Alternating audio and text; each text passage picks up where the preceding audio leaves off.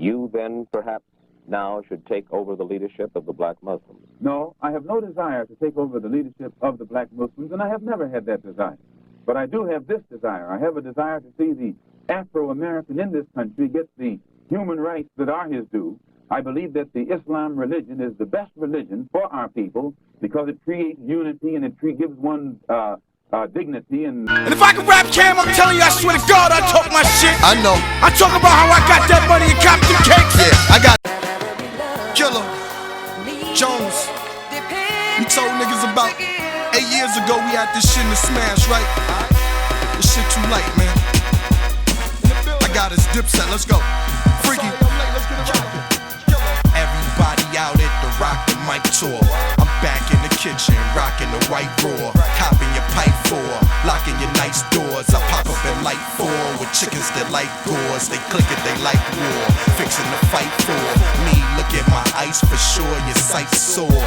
We all wearing links as I prepare a drink. Glaring thing, how I got the whole New York wearing pink. Girls, they staring wink. High flare to make. Drop the top, pop a throttle. Cock a Glock, pop a bottle. Scene paid in full, now I'm up in Blockbuster. And I'm paid in full, still on the Blockbuster. 9-4 rock rucker, 01 rock rucker. Shoguns, blow one, you not gutter. Little inside joke for you cocksuckers. My block sucker, popcorn and hot butter. Like it's the movie theater, but it's the Uzi area. Chapter 6.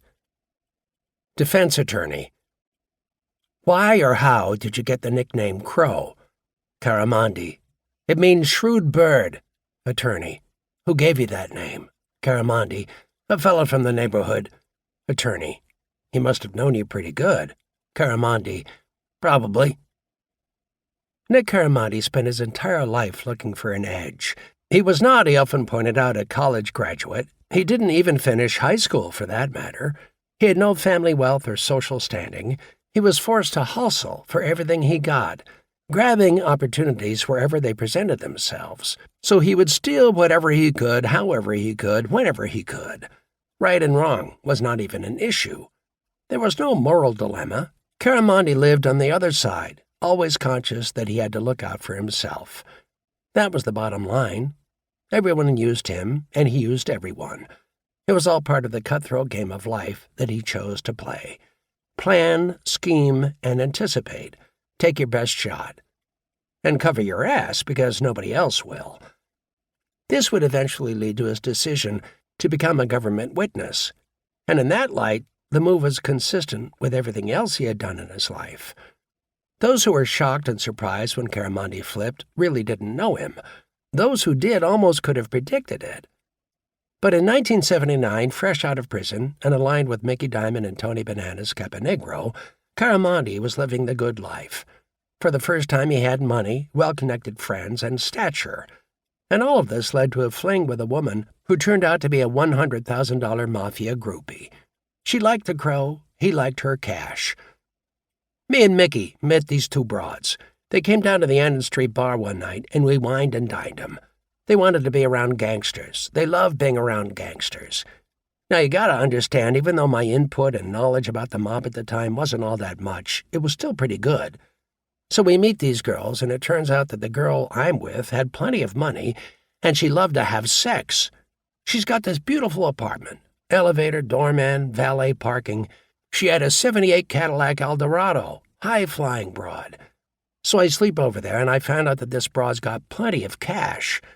I start getting involved with her, and I'm wondering, where'd she get all this money? This girl's worth a few $1 million. She used to carry $10,000 easy in her pocketbook. I thought to myself, I gotta get some of this broad's money. Now, a couple of weeks go by. She was taking me out and paying for everything. She used to go to Saks on City Line Avenue. She used to buy $500 blouses. She bought me shoes. She was buying me suits. She was paying for my dinners, long as we could have sex. But I didn't give a fuck, 'cause now I'm looking to make a big score. I found out she sells Quaaludes. She had a girlfriend next door who had a connection with a doctor's receptionist on 36th and Walnut. The receptionist used to give them 10 to 15 prescriptions, sign the doctor's name to them, and they used to put up 100 Quaaludes on each script. And in case the druggist would call, the receptionist would say, yeah, the doctor gave her the prescription. At $4 apiece, she was grabbing $4,000 or $5,000 a week with Quaaludes. They were the big thing in them days. So I start to see this. Pretty soon the neighbor starts telling me about my girlfriend's mother, who was dead. Her mother was a woman who had invested a lot of money in stocks and bonds, and this girl stumbled on all this stuff one day after her mother got sick. All these stocks and bonds. So what do you think this broad does? First she found out the stocks were good, then she killed her mother, poisoning her slowly with arsenic. Every day when she would feed her, she would put a little arsenic in there. It took 6 months before the mother died. Every day she would get sicker and sicker. I know it's the truth because I got the broad drunk one night and she admitted it. So now I'm getting the whole story. And what do you think she did after she kills her mother? She's got to get rid of the father. She does the same thing to him, poisons him the same way. She had a doctor who signed a phony death certificate, and then she had them both cremated so there's no evidence. The only thing left is their ashes. This rotten motherfucker. So I get together with a lawyer I know and devise a plan. I told him to give me the names of 2 FBI agents so I can tell this broad that through my connections, we found out these FBI guys are going to lock her up for the murder of her mother and father, and they know she's in the drug business. When I say their names, she'll try to check it out, and she'll find out these guys do exist. And I'll tell her she's got to come up with $100,000 to get them off her back, because they know she made millions of dollars with the stocks and bonds. That's a cheap figure, $100,000. Well, sure enough, I go to her and tell her the story. I say, listen, you got a big fucking problem. I say, these 2 fucking agents are going to lock you up unless you pay them off. And sure enough, this broad gives me $100,000. She went for the whole okey-doke, the whole 9 yards. The $100,000 score was a jackpot for Caramonte and Mickey Diamond, but it was the beginning of the end of the Crow's fling with the murderess. Things were never the same between them once he took the money, and in the back of her mind, Caramonte believes she probably knew he was hustling her. He did stick around long enough, however, to pull another $25,000 out of her. She had this friend in Pittsburgh. She went out there and robbed her. Her own fucking friend. Furs and jewelry. And she came to me to fence the stuff. I told her the stuff was too hot, and we couldn't get nothing for it. I was giving her the shit. We got about $25,000, and me and Mickey whacked it up. But by then she didn't want anything more to do with me because she knew that I was just looking to take anything I could off her, and I was afraid she was going to poison me, this motherfucker. Caramonte has told this story to federal authorities. It is one of several cases he has given them that have not been, and probably never will be, prosecuted. It is a tale that is almost impossible to verify. The FBI knows who the woman is and has opened an investigative file on her, but even with Caramonte's testimony, there probably isn't enough evidence to make a case. It's unbelievable what this broad did, Caramonte says with a trace of admiration in his voice. I heard she's currently in the Coca-Cola business. I heard she's dealing coke. She flies to Florida all the time. She's a good mover, this broad. Caramonte's fling was a brief diversion during a period of building tension within the Philadelphia mob. Even while he was setting up and pulling off the extortion, he was meeting regularly at either the Annan Street Cafe or the 311 Club in Newark with Tony Bananas Caponegro, who was putting the pieces together for what he hoped would be the biggest move of his career. Less than 2 years out of prison, and only recently named consigliere, Caponegro was about to become the central figure in one of the bloodiest betrayals in Mafia history. Blinded by greed and ambition, he would be caught in the switches of a Machiavellian double-cross that would unleash 5 years of internecine warfare and ultimately bring about the downfall of the Philadelphia organization. Caramonte watched it all unfold. By 1980, Angelo Bruno had begun to lose his grip on the crime family he had run so efficiently for more than 20 years. Younger members of the organization were bristling over his apparent indifference to the business opportunities presenting themselves in Atlantic City. They were also angered by what appeared to be his hypocritical stance with regard to the drug trade. Members of Bruno's 60-man organization were prohibited from dealing in drugs, yet the boss himself maintained close personal and business associations with some major drug dealers.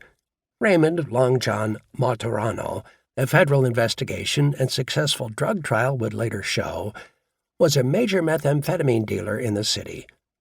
While not a made member of the Bruno organization at the time, he was nevertheless a key business associate of the mob boss.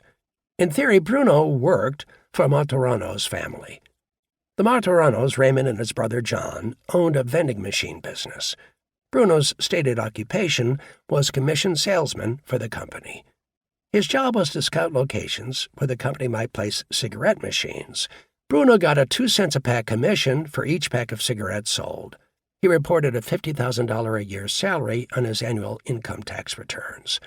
He was, Martorano told the New Jersey State Commission of Investigation in 1977, the finest salesman we've ever had. Martorano and his son George, meanwhile, were establishing themselves as two of the biggest drug dealers in the city. Raymond was deep into the highly lucrative P2P trade. George, cowboy, Martorano, on the other hand, leaned toward cocaine and heroin. He built a drug empire worth an estimated $75 million before he was arrested. Convicted in 1984 under the federal drug kingpin statute, he is currently serving a life prison sentence. Bruno's connection to the Martoranos then seemed to fly in the face of his ban on drug dealing. So did his association with Giuseppe and Rosario Gambino. The Sicilian immigrant cousins of Carlo Gambino moved to South Jersey from Brooklyn in the early 1970s. They opened several pizza shops and eventually Valentino's, a fancy restaurant on Haddonfield Road in Cherry Hill. Bruno was spotted having dinner there with Paul Castellano, at the time the underboss in Carlo Gambino's mob family. Bruno also acknowledged to New Jersey authorities that he was acquainted with Giuseppe and Rosario Gambino. Law enforcement investigators pointing to the fact that Giuseppe and Rosario were guests for Easter dinner at Bruno's home were still trying to determine the extent of the relationship between Bruno and the Sicilians, when Bruno was killed in March 1980. Federal indictments have now linked the Gambino brothers to a major Sicilian heroin ring, but in 1980, FBI and DEA agents hadn't even begun to sort out the players in the pizza connection.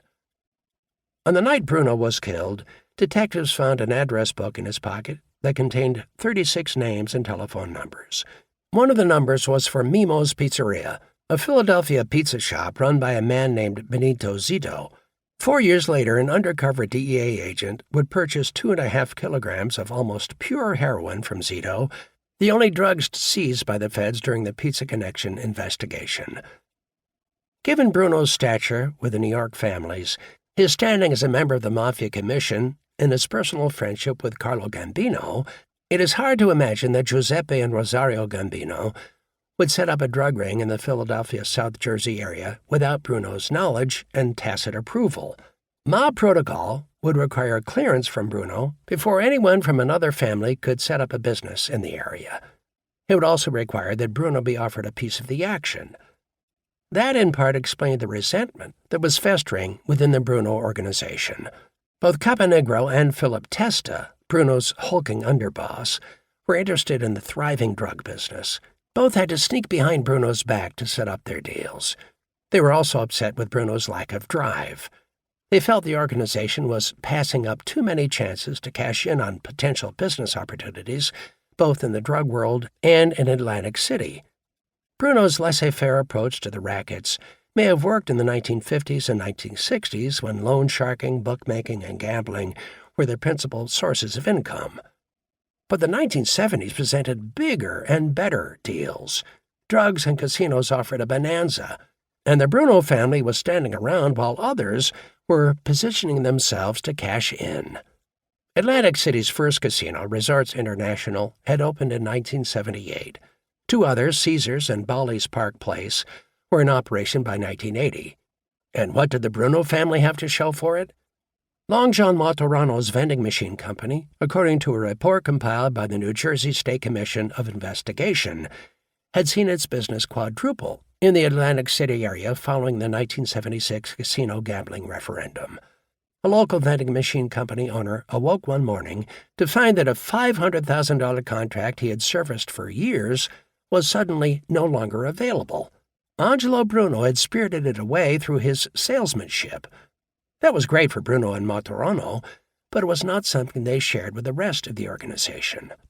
Other families were moving in on union organizing, junket operations, and the casino service industries, But Bruno, subpoenaed to testify before the State Commission of Investigation, told authorities he wanted no part of the burgeoning East Coast gambling capital.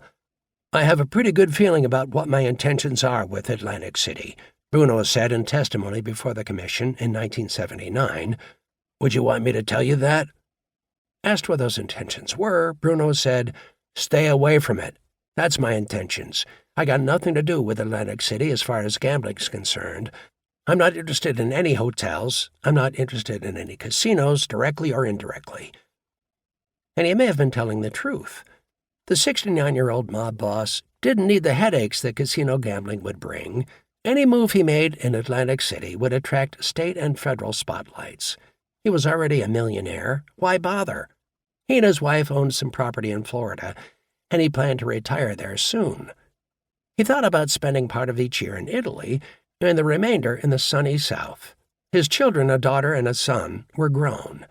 He had made a better life for them. His son Michael was a legitimate businessman, not part of the organization. His daughter Jean was married to a successful real estate broker. Bruno, badly underestimating the depth of discontent within his own organization, thought he could ease into retirement.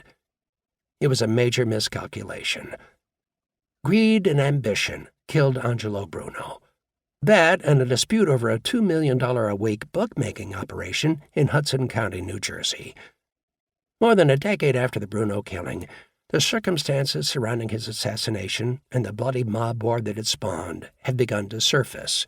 State and federal law enforcement reports and the affidavits and testimony of mob informants like Caramondi, Thomas Del Giorno, and Genovese family member Vincent Fish Cafaro have provided pieces of evidence that link Bruno's death to a bloody double-cross orchestrated by Frank Funzi Thierry, then head of New York's Genovese crime family.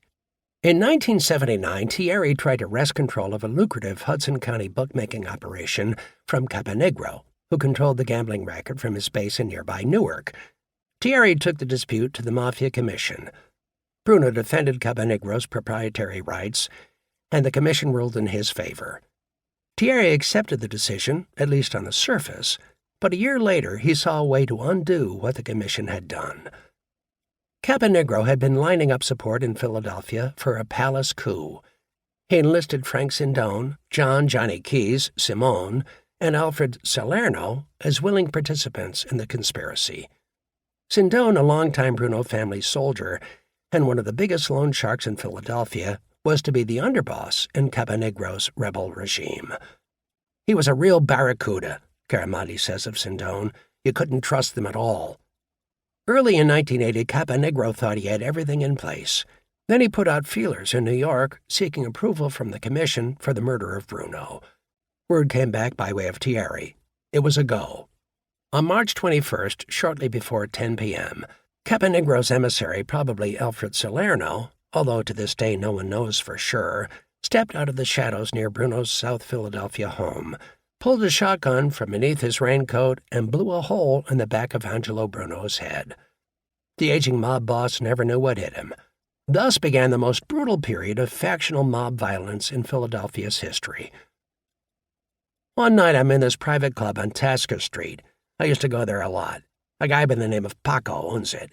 I used to borrow money off him, too, and owed him like $30,000. I used to give him $600 a week juice, this Paco. So one Friday night, I'm sitting at the bar talking to him. Now, Paco's a neutral guy. He was a bookmaker, a loan shark. He always had a poker game going upstairs at the club. He did all the cooking at the place, the chicken, the ribs, pizza, clams, and spaghetti. If you spent $100 in his joint, Paco would lend you $5,000. You know? He was that type of guy, as long as you patronized his joint. We're sitting there talking. I'm drinking at the bar. The phone rang. Paco goes and answers it, comes back and he says, Angelo Bruno just got whacked. This was sometime around 10. Holy mackerel, I say. It was a shock. I tried to reach Mickey Diamond to find out what the fuck was happening. The next day, a rainy Saturday, Caramondi found Mickey Diamond and several other members of the organization at the Annan Street Cafe. No one knew what was going on. Everyone wondered where the shots had come from and, of more immediate concern, if there were more to come. Long John Martorano arrived, but before he even got out of his car, he stationed an armed bodyguard at either end of the street. The Philadelphia mob had gone 2 decades without any significant gunfire. Now it seemed the entire organization was an armed camp. Martorano was not a Maid member, but was a high-ranking associate. His stature, however, was a product of his links to Bruno. Now Bruno was dead, and Long John would have to line up behind someone else. The question, underlined by the shotgun blast of the night before, was who? He was worried to death, Caramandi said. Everybody was paranoid, the whole fucking outfit, after Angelo got killed. Speculation on the street and among police and FBI agents called in to investigate the hit pointed to either Testa or Caponegro, perhaps both working in concert. Caponegro didn't show up at the Annan Street Cafe for another 3 or 4 days. He apparently had decided the best place to be in the wake of the killing was Newark, where he would watch and listen. When he did appear in South Philadelphia, the message he carried to Mickey Diamond and Nicky Caramandi was short and sweet. "Don't worry about nothing," he said. For years, the organized crime branch of the Philadelphia police and the FBI squad assigned to track the mob had been building rackets cases against the Bruno organization. Wiretaps and secret listening devices had been planted as early as 1977, and what the electronic surveillance was picking up would eventually lead to a racketeering case based on traditional mob gambits into bookmaking, loan sharking, and extortion.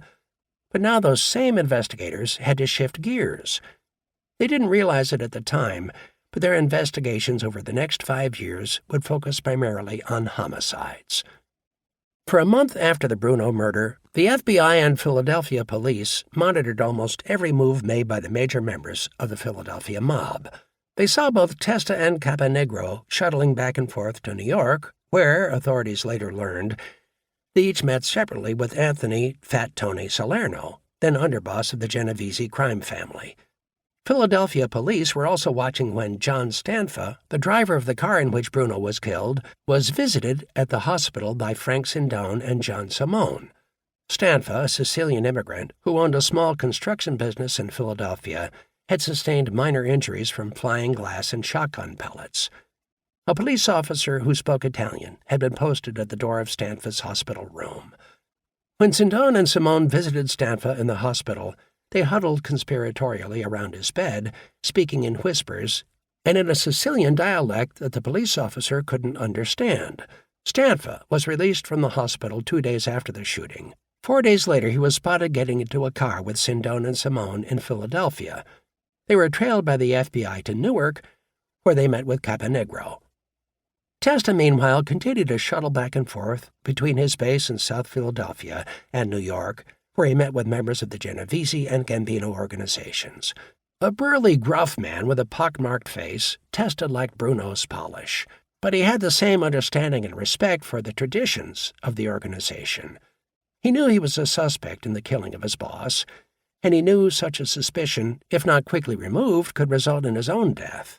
He had a pretty good idea who had plotted Bruno's murder, and in the weeks following the shooting, he laid it out for the leaders of the 2 most powerful mob families in New York. At least one of those men, Frank Funzi Thierry, knew Testa was telling the truth. About 3 weeks after the Bruno murder, Caramandi was in Cusa's Little Italy, the same restaurant where Bruno had dined on the night of his death.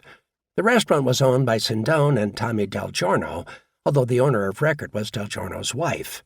It was a popular spot for members of the Bruno organization and had, in fact, been a mob-connected business for years. It was originally called Piccolo's 500 and was owned by the Piccolo family. Nicholas "Nicky" Buck Piccolo was a capo in the Bruno organization and had brought his nephew Nicodemo Scarfo into the mob in the 1950s. "I go in there with a girl, and I'm about to have dinner," Caramandi says. "And who comes in but Tony, Caponegro, Sindone, and Blackie, Ralph Napoli. Tony sits down and has dinner with me and the girl. We're talking, but he ain't talking business. He's talking to the girl. He was a real ladies' man, this Tony. After dinner, they moved to the bar, where Caponegro saw a barmaid he had been trying, without success, to get into bed. Tony's got a hot nut for the fucking barmaid," Caramandi says. "He starts drinking and coming on to her. He used to drink Remy Martin, straight, with water on the side." Caponegro interrupted his play for the barmaid long enough to tell Caramandi he had to go to New York the next day for a meeting. Again he told Caramandi not to worry about anything. that everything was under control and that Caramonti would soon enjoy new status within the organization. Tony says to me, "When I come back Monday, everything's going to be under control. You're going to get down." All the while, Caponegro is drinking and trying to move in on the barmaid. She, however, wanted no part of him. Before the night was over, Tony Bananas, drunk and scorned, would be questioning her sexual preference. In the beginning of the night, he was in love with her, Caramonti said. Now he's calling her a cunt and a dyke. Caponegro used booze and bravado to brush aside the barmaid's rejection. In less than 24 hours, he would have a more serious problem involving another one of his moves. On Thursday, April 17, 1980, Tony Caponegro and his brother-in-law Alfred Salerno traveled to Manhattan, where Salerno, no relation to Fat Tony, owned a jewelry store. There, on the corner of 47th Street in Midtown Manhattan, they were picked up by members of a Genovese crime family crew headed by Vincent the Chin Gigante. Caponegro thought he was going to a meeting where he would be installed as the new boss of the Philadelphia organization. It was the last in a series of faulty assumptions. The first was his mistaken belief that Funzi Thierry had gotten commission approval for the murder of Angelo Bruno. There are perhaps a handful of people alive today who know where Caponegro and Salerno were taken on that April afternoon. But 7 years later, in an appearance before a U.S. Senate subcommittee investigating organized crime, Edward S. G. Dennis, Jr., the number 3 man in the U.S. Attorney's Office and the former U.S. Attorney for the Eastern District of Pennsylvania, provided a graphic account of what happened to them. On April 18th, the bodies of Caponegro and Salerno were found stuffed in the trunks of cars about 3 miles apart in the desolate South Bronx. Caponegro, Dennis told the Senate subcommittee, had been tortured, beaten, strangled, and repeatedly stabbed and shot, and his naked body was in a mortuary bag stuffed in the trunk of a car. Approximately $300 in $20 bills was found stuffed in various parts of his body. The money, stuck in Caponegro's mouth and anus, was a symbolic gesture signifying that his own greed had killed him. Salerno's body, also stuffed inside a mortuary bag, was found in much the same condition. He had been shot 3 times behind the right ear and once behind the left ear, Dennis said. Rope was tied around his neck, and most of the bones in his face were broken. Dennis said the brutal assassinations of Caponegro and Salerno signaled the start of an unprecedented series of murders and attempted murders, marking a power struggle within the family for the right to succeed Bruno. Vincent Caffaro, the Genovese family member who later became a government informant, told the same Senate subcommittee that Caponegro and Salerno were killed because the New York families had not sanctioned Bruno's murder. Thierry, who used his position of power within the Genovese organization and on the Mafia Commission to manipulate events, died of natural causes a year later. The Genovese family is now headed by Vincent Gigante, whose crew is suspected of carrying out the Caponegro and Salerno murders. Ironically, one of the major suspects in those killings was John DiGilio, a high-profile Hudson County mobster who controlled the Bayonne waterfront for the Genovese organization. DiGilio, who eventually fell out of favor with Gigante, disappeared in 1988. His body was found floating in the Hoboken River. He had been shot twice in the back of the head. His remains were stuffed into a mortuary bag. Philip Testa was appointed boss of the Philadelphia family shortly after Caponegro's body was discovered. While in theory there was supposed to be an election in South Philadelphia, in fact the New York families sent 2 representatives down to announce that Testa was now in charge. Pete Casella, a longtime Bruno family member who had solid relations with the New York families, was named underboss. Testa picked his friend and ally Nicodemo, Little Nicky, Scarfo, as his consigliere. Scarfo, who had a reputation as something of a hothead, had been banished to Atlantic City in 1963 by Bruno. Now, in 1980, Atlantic City was back, and so was Little Nicky. Teamed with Testa, he would set in motion a reign of terror that would change the face of the Philadelphia mob. For years, Angelo Bruno worked quietly in the shadows, avoiding publicity and seldom making waves. You could count on the fingers of one hand the number of murders attributed to the Bruno organization during Don Angelo's 21-year reign. In the Bruno family, murder was a negotiating weapon of the last resort. For Testa and Scarfo, it became a calling card. On September 19, 1980, 2 sanitation department workers discovered the body of Johnny Key Simone in a wooded area near a landfill in Staten Island, New York. Simone had been shot 3 times in the back of the head. A little more than a month later, on October 30th, police were called to a South Philadelphia variety store. In an alley behind the store was the body of Frank Sindone. Like Simone, he had been shot 3 times in the back of the head. Sindone's hands were tied behind his back. Investigators noticed dirt on the knees of his pant legs, leading to speculation that he had either been forced to kneel down or had voluntarily knelt down and begged for mercy before he was shot. Sindone had been picked up in an FBI surveillance bug 4 years earlier, complaining about Bruno's old-fashioned ways and moaning about the tight rein Bruno held over his members. Bruno, who drove a Buick and lived in a modest row house, was a conservative boss who abhorred flamboyance in both his own life and the lives of those in his organization. Sindone had boasted on the FBI tape of having more money than he could ever spend. Now that was no longer a problem. Only John Stanfa, among the suspected conspirators in the Bruno killing, managed to dodge a bullet. Some believe a high-ranking Mafia figure from Sicily interceded on his behalf through the Gambino organization. Others say law enforcement beat the mob to the punch. Stanfa was convicted in 1981 of perjury for lying before a grand jury investigating the Bruno killing. He was sentenced to 8 years in prison. "So what you got was Phil Testa as boss," Caramandi said in recalling that brutal period, "Scarfo as the consigliere, and Picasella as the underboss. Picasella was in jail with that Valachi guy. He did 20 years in Atlanta on a federal drug charge, and he made a lot of friends. So he took Phil Testa to New York and told his story. That's when they found Tony in a lie, some kind of lie, and I think the shooter in the Bruno murder was Tony's brother-in-law, Alfred Salerno, from what I hear. So all the conspirators in the Angelo Bruno hit were killed. Now Phil's the boss." And, Caramandi said, other Caponegro loyalists scrambled to fall in line behind the new power. Felix Bocchino, a soldier in the organization and a partner with Caponegro in a lucrative loan sharking business, quickly made his peace, bringing Testa a share from that business and promising to deliver something from each weekly take. Joseph Chicky Ciangelini, another Caponegro associate, didn't have as much to offer and nearly paid with his life. So did Caramandi's mentor, Mickey Diamond. As soon as Tony got killed, this Felix Bocchino went right in and surrendered to Phil Testa. He told him what he had. Later, Felix told Pat, mob associate Pasquale Pat the Cat Spirito, "It's a new ball game." Then they grabbed Ciangelini. They bring him to a garage, and Scarfo, Phil Testa, and Picasella put a fucking gun to his head to see if he was involved with the conspiracy. But he claimed he wasn't, and they let him go. Nicky claimed he was a good man and said he was innocent of the Barracuda's tricks. The Barracuda was Frank Sindone.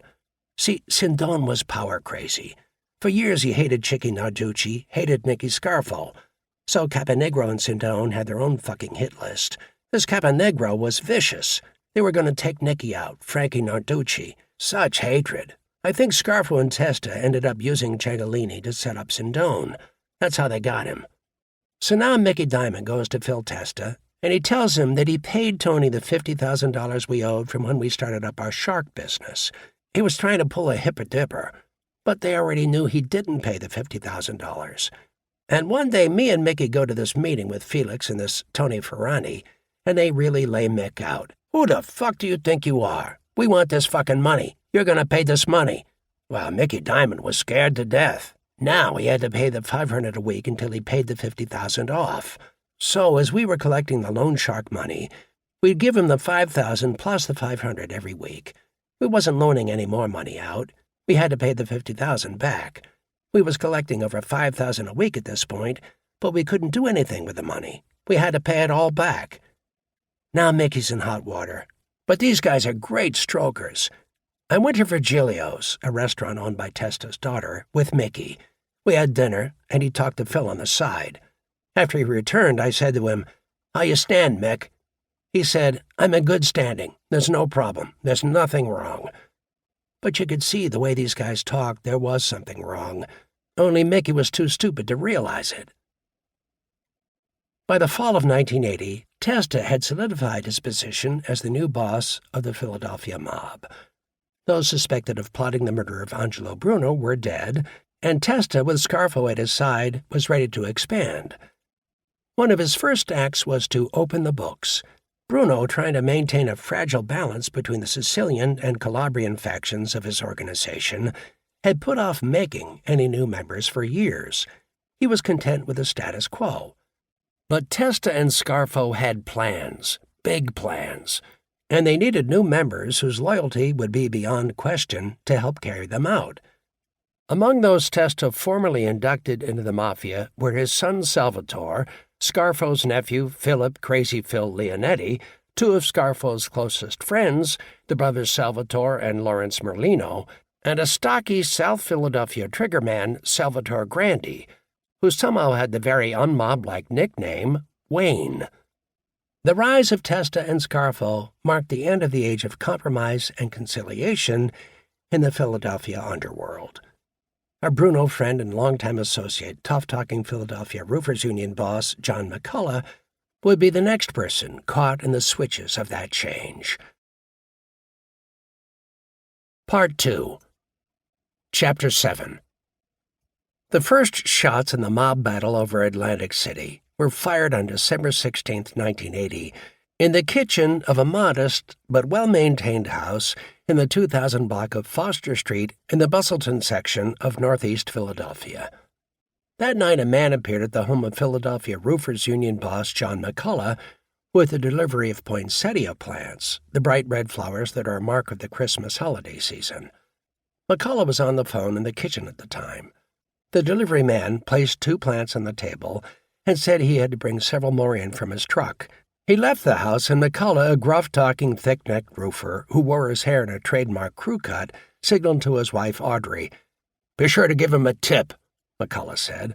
"Is $2 enough?" she asked. "Make it 3, was McCullough's reply. "It's Christmas." Moments later, the delivery man, wearing a ski cap, heavy jacket, and thick rubber gloves, returned with more plants.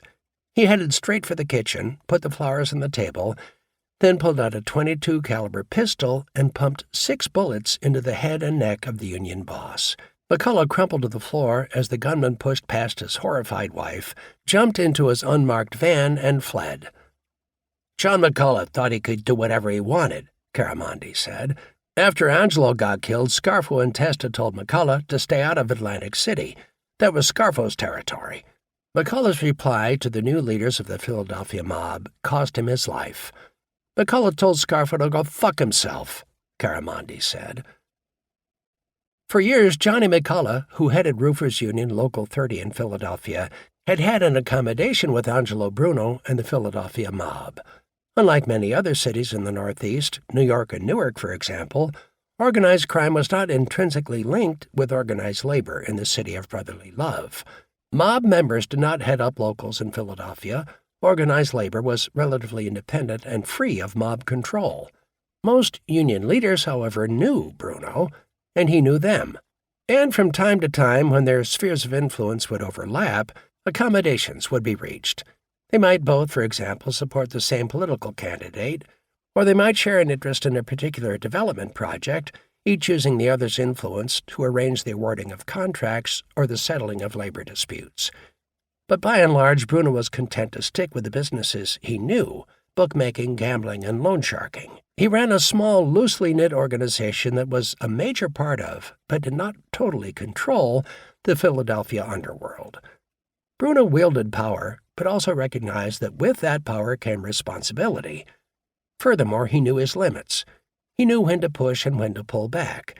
He preferred to discuss problems and arrive at amicable solutions. He appreciated subtlety. He always worked in the shadows. Scarfo had a different view. What was the point of having power if you didn't flaunt it? He wanted people to know who he was and what he did. He enjoyed his reputation as the most violent mob boss in America.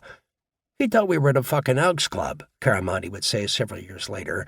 He always wanted to have parties. He always wanted a gang of people around him. He thought he was a celebrity, a movie star. With Bruno, there was none of that. You didn't even know who all the members were. There were 2 guys here and 2 guys over there. Very low-key, low-profile. None of this gangster stuff. I remember Mickey Diamond telling me one time that Angelo had said to him that these guys, Scarfo, Testa, Sindone, Frank Narducci, that they would self-destruct. Even back then he knew, and he was right. During Bruno's long tenure as mob boss, for example, bookmakers were permitted to operate independently of the Bruno organization, provided everyone involved respected everyone else's boundaries and territories. Bruno's bigger operations would always end up taking some of the independent's action. Whenever a bookie needed to edge off some heavy play, he would seek out a larger operator, usually one controlled by Bruno. Bruno also lent money to local bookies, either to help them settle up with customers after a particularly bad week or because they themselves were heavy gamblers. Bruno would usually charge a point a week, maybe two. In time, when a bookie was unable to meet his weekly payment, he would offer Angelo Bruno a piece of his business. In that way, without any strong-arm tactics or the use of violence, Bruno would further expand his influence and control over the Philadelphia rackets. It was a time-honored system that enabled the Bruno organization to flourish, strictly business. Even members of the organization were provided wide latitude by the mob boss. Little Harry Riccobini developed a mob within the mob under the broad umbrella of the Bruno crime family. Riccobini, a Bruno contemporary, was from the old school. He was a mobster who preferred to make money rather than make noise. Like Bruno, he became a very wealthy man. Klaus Rohr, the FBI agent who headed up the Philadelphia office assigned to investigate the mob, said both Bruno and Riccobini epitomized the Philadelphia Mafia member in the pre-Scarfo era. These guys were mostly concerned with making money, Rohr said one day as he sat in his office in downtown Philadelphia. That's one of the reasons Bruno never expanded. He didn't want to have more people who he might have to share with. Harry was the same way. It reminded me of that expression that I think came from Prizzi's Honor, where they say, Sicilians love their money more than they love their children, and they love their children very, very much. Riccobini was barely 5 feet tall, had a high-pitched, squeaky voice, and was nicknamed Harry the Hunchback, or Harry the Hump, because of a slightly curved spine. No one called him the Hunchback or the Hump to his face, however. Over the span of more than 20 years, while Bruno ruled the Philadelphia family, Riccobini had developed his own economic network. He had family members and associates involved in gambling and loan sharking, illegal video poker machines, and the methamphetamine trade.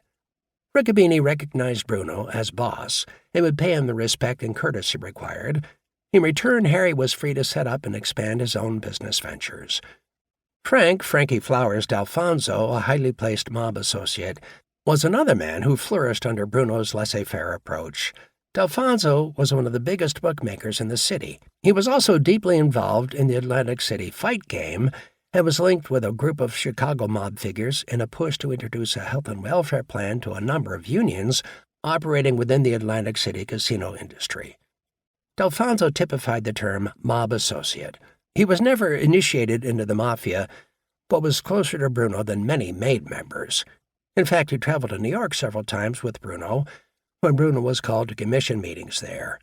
D'Alfonso was never permitted to take part in those sessions, but the fact that Bruno brought him along for the trip demonstrated the high regard in which he was held.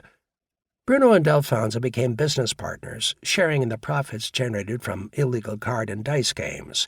D'Alfonso also brought other business ventures to the mob boss. Bruno would get involved with some, pass on others. One deal, according to federal investigators, involved a junket operation to casinos in London. Bruno, D'Alfonso, and members of Boston's Patriarcha family were said to share in the business, which involved recruiting high rollers for the casinos and then serving as a collection agency with a substantial commission, of course, for the credit lines extended by the casinos. The deal was uncovered when police raided a meeting at D'Alfonso's flower shop near the 9th Street Italian Market in South Philadelphia. From outward appearances, Frankie Flowers was just another neighborhood guy. Low-keyed in the Bruno mold, he was described by a Philadelphia police investigator as a genuinely nice guy who happened to be a gambler. But D'Alfonso's gambling operations generated hundreds of thousands of dollars annually, and his other business ventures, legitimate and illegitimate, brought in thousands more. This, coupled with his stature and standing with Bruno, caused some resentment within the organization. For years he made more money than many family members. But as long as Bruno was in charge, Frankie Flowers had a pass in the Philadelphia underworld. John McCullough, because of his long-standing relationship with Bruno, had a similar arrangement. And shortly after the November 2nd, 1976 casino gambling referendum was approved in New Jersey, a branch of McCullough's union, calling itself Roofers Local 30B, set up shop in Atlantic City. Local 30B was McCullough's entry into the building trades in the booming casino city, a group whose power and influence was expanding with each new multi-million-dollar casino hotel project. But McCullough knew the building trades were a short-term bonanza. Eventually, casino construction would peter out. The service industries were the key to long-term power, influence, and wealth. So, in 1979, some organizers from Local 30B started to move in on the hotel and restaurant employees. These were the bartenders, waiters and waitresses, doormen, dishwashers, bellhops, and maids who staffed the hotels and restaurants. Until McCullough made his move, all these workers had belonged to Local 54 of the International Hotel and Restaurant Employees Union, an organization headed by Frank Gerace, a longtime friend and associate of Nicky Scarfo. Local 54 was Scarfo's union, Caramandi said. He controlled it. It don't matter what anybody else says or tells you, that was his union. McCullough's organizers proposed splitting the union, which was commonly known as Bartenders Local 54. One group, which would remain Local 54, would represent all casino hotel workers except bartenders. The other Local 491, would organize casino bartenders and everyone else outside the casino hotel industry. Since Local 54's jurisdiction at the time stretched across all of South Jersey, McCullough's group was taking a pretty big piece of the action. The accommodation would leave Scarfo with control over the most influential workers, those who staff the hotels in the city's big gaming palaces, but it would weaken the overall influence of Local 54 and reduce the size of the union's financial pot. It was an arrangement by which both sides ended up with something, the kind of deal frequently struck during Bruno's tenure as mob boss. Competition and compromise were part of doing business in the Bruno underworld. But the bartenders' union was a plum that Nicky Scarfo had no intention of sharing. Local 54 had about 2,000 members, full and part-time, when the 1976 casino referendum was approved. Total dues collected from the membership amounted to about $127,000 that year. Health, welfare, and pension funds accounted for a similar amount. 12 years later, Local 54's membership had swelled to nearly 20,000. Virtually every hotel and casino hotel worker, with the exception of dealers and security personnel, carried a Local 54 membership card. Union dues exceeded $2 million annually. Payments to health, welfare, pension, and medical and dental plans amounted to millions more. The union, which also represented workers at Garden State Park in Cherry Hill and Great Adventure Amusement Park in Jackson, New Jersey, was one of the biggest in the southern part of the state, and it had become the major labor force in Atlantic City. The era of competition and compromise ended in the Philadelphia underworld with the death of Angelo Bruno. The move to split Local 54 died less than a year later on the kitchen floor of a home in the Bustleton section of northeast Philadelphia, where John McCullough lay bleeding to death from 6 bullet wounds in his head and neck. The flower delivery man who shot McCullough drove the rented van that he used to a shopping center not far from the union boss's home. There, waiting in a car, were Raymond Long John Martorano and his brother-in-law Alfred Didoni. Didoni was an organizer and officer for Local 54. Martorano, who feared for his own life after the Bruno murder, was now working actively for the new mob boss, Philip Testa, and Testa's consigliere, Nicky Scarfo. He took the McCullough contract to solidify his position with the new regime. But Martorano was a businessman, drug dealer, not a murderer, so he and Didoni hired a street thug named Willard Moran to carry out the killing. Moran had previously been convicted of shooting a bouncer in a go-go bar in Westville, New Jersey. He and his father were low-level South Jersey racketeers, dealing in the netherworld of methamphetamine trafficking, adult bookstores, and topless dancers. Long John Martorano fucked up when he hired that kid, Caramandi said. He wasn't supposed to go outside the family. You never do that. If he needed a shooter, he should have gone to Scarfo or Testa and asked for somebody. That was a big mistake on their part. This kid was a nobody. But Junior Moran wanted to be somebody, and he saw the McCullough killing as a way to move up the underworld ladder. He was promised $5,000 in a partnership interest in the meth trade that Martirano was developing in Camden County. As they drove over the Betsy Ross Bridge back to South Jersey after the McCullough killing, Martirano stopped the car and rolled down the window. Didoni took Moran's gun and threw it into the Delaware River. Later that night, he and a friend stopped at the Admiral Lounge, a seedy go-go bar on Camden's notorious Admiral Wilson Boulevard strip, an 8-lane highway lined with neon-lit bars, motels, and a warehouse-sized adult bookstore that featured nude dancers. Moran, acting the way he assumed a big-time gangster would, ordered up 3 shots of whiskey. As the jukebox blared and a dancer in a G-string and loose-fitting T-shirt bounced around on a small stage behind the bar, Moran and his friend lifted their glasses in a toast. They downed their drinks in one swift gulp. Then Moran told the bartender to throw the other shot of whiskey in the sink. Later, Moran would explain to her friend that the tossed shot of whiskey was for McCullough. Moran's drink for a dead man became a headline writer's dream 3 years later when he was tried and convicted of first-degree murder for the McCullough killing. Poor planning and idle chatter, the rented van was traced to Moran, and the drinking scene and other boasts were overheard by several individuals, led to the hitman's arrest. Sentenced to death in the Pennsylvania electric chair, the would-be mobster quickly rolled over on Martirano and Didoni. The district attorney's office promised Moran it would help get him out from under the death penalty and work to win him a pardon and eventual parole. The Fed said they'd give him a new identity and a place in the witness protection program. Moran took the deal and became the chief prosecution witness against Martirano and Didoni, who were convicted of first-degree murder in 1984. Both were eventually sentenced to life in prison. Martirano's sentence ran concurrently with a 10-year term for drug dealing that he had started serving by the time of the murder trial. The December 1980 murder of John McCullough was a turning point in the Philadelphia underworld. The deaths of Caponegro, Salerno, Simone, and Sindone were recognized, even among law enforcement investigators, as acts of retribution for the Bruno killing. While horribly brutal and ruthless, it could be justified by those who accepted a certain criminal code of conduct. You don't kill a mob boss without commission approval. It simply isn't done. But the McCullough killing was something else.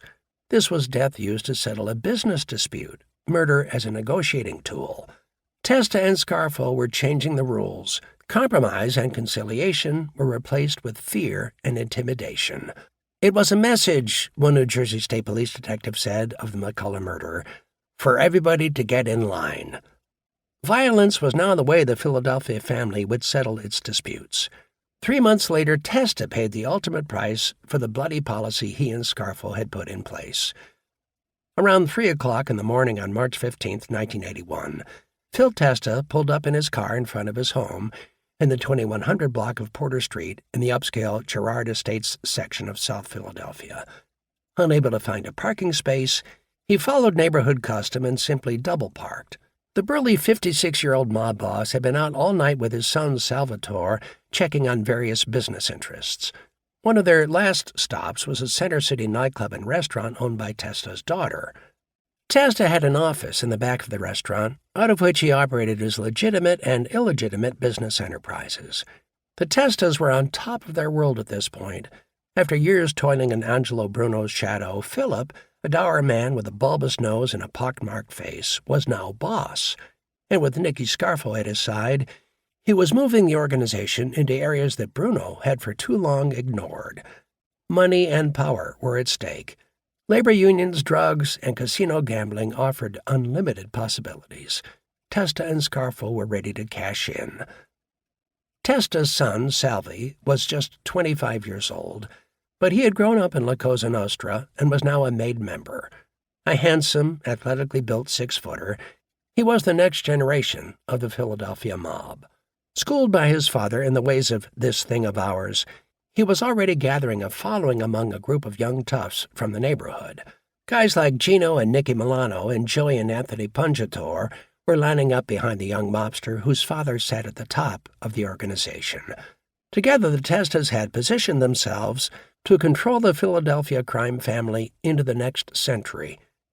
Philip Testa may have been thinking just such thoughts As he left his car and walked up the front steps of his modest twin home at 2117 Porter Street, he had $14,000 in cash in his pocket. There was another $70,000 stashed in a wall safe in the house. Money was starting to roll in. He had his own bookmaking and drug operation, and he had inherited most of Bruno's big moneymakers. He had a trusted ally in Nicky Scarfo, and Scarfo had a bead on Atlantic City, the East Coast gambling capital. God only knew how much money they could earn over the next 10 years. Already Scarfo had a hook into the bartenders' union, was expanding his influence within the construction industry, and was lining up a deal that within a year could give the mob the mayor and city hall. If that happened, they'd be able to write their own ticket. For years, Bruno had taken a cautious approach. That had been great for old Angelo, but what about the rest of them? Testa had struggled. Scarfo had struggled. They were maid members, for Christ's sake, working as tailors downtown. What the hell kind of mob was this? Now Phil Testa, often considered a mindless brute, would show them how to really make money. Testa saw himself as the new Caesar, the man who would ensure the Philadelphia family its rightful place in the mob hierarchy. It was all there in front of him, easily within his grasp. The Bruno conspirators were gone, McCullough was out of the way, things were falling into place. Then came the Ides of March. Phil Testa went out with a bang. Across the street from Testa's double-parked car was a black Volkswagen van. Inside the van sat Rocco Marinucci, a local pizza shop operator and an associate and sometimes chauffeur for Testa's underboss, Pete Casella. As Testa's foot hit the front porch, Marinucci pushed the switch on a remote-controlled detonator. Testa's reign as mob boss ended in the blast that followed. A bomb packed with nails and explosives erupted from under the porch where it had been hidden, rocking homes and stores within a 12-block area. Lights began to flick on up and down the street as neighbors rushed to find out what had happened. For many, their first thoughts were that there had been an explosion at the oil refinery tank farm in nearby southwest Philadelphia. Police and medical rescue teams quickly responded. They found Phil Testa writhing in agony amid the rubble of his front porch. The bottom half of his body had been shredded in the explosion. Most of his clothes had been either burned or blown off. The bomb left a 30-inch hole in the concrete front porch, blew up a section of the house, and rocketed the locked front door and Testa into the dining room 15 feet away. Windows were shattered up and down the street. One police officer sitting in a patrol car 4 blocks away would report that the blast lifted his car in the air. Testa was rushed to St. Agnes Medical Center on South Broad Street, but there was little that could be done. The mob boss had been in power less than a year.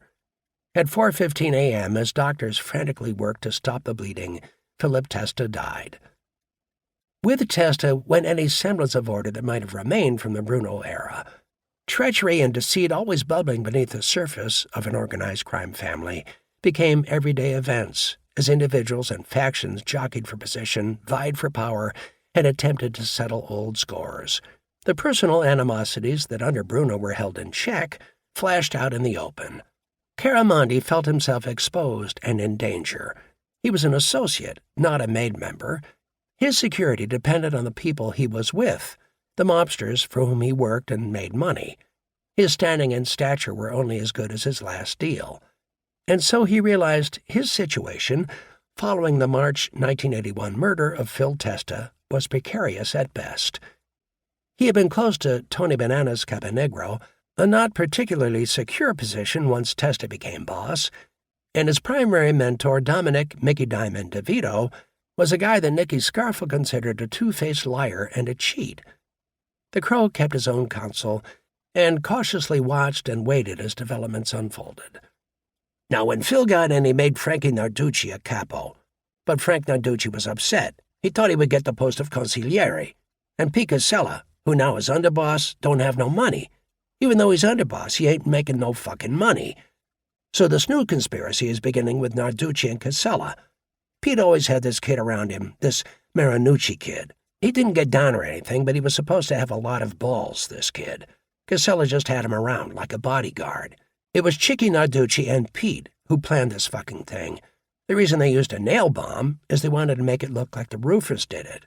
because they know in the mob we're not allowed to use bombs because then the FBI gets involved.